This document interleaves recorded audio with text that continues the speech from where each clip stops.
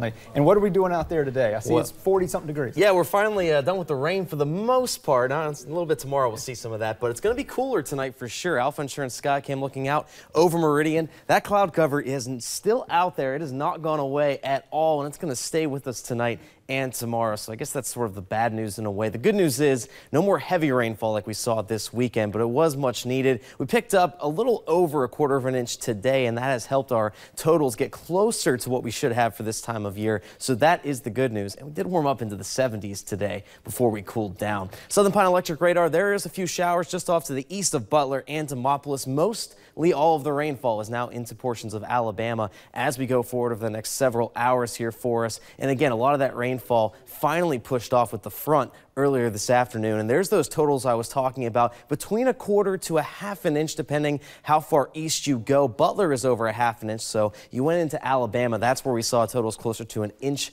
today, but just add that on to what we saw yesterday, and it was a decent weekend for rainfall for sure.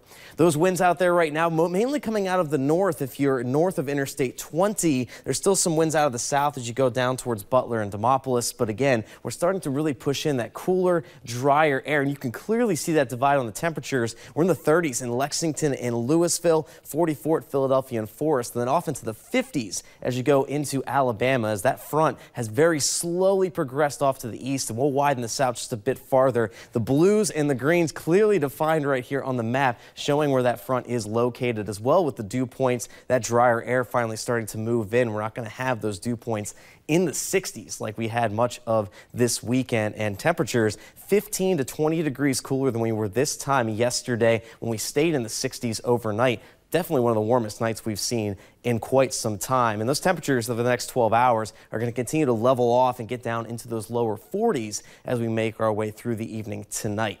Now, the Futurecast shows those clouds around for us as we go through the night tonight, and they're really not going to go anywhere. Tomorrow morning as you wake up to go to work or school, it's going to be cloudy and kind of misty out there as you'll see a few sprinkles going through your Monday morning, staying overcast through the day on Monday before we finally break things up just a little bit moving into our Tuesday.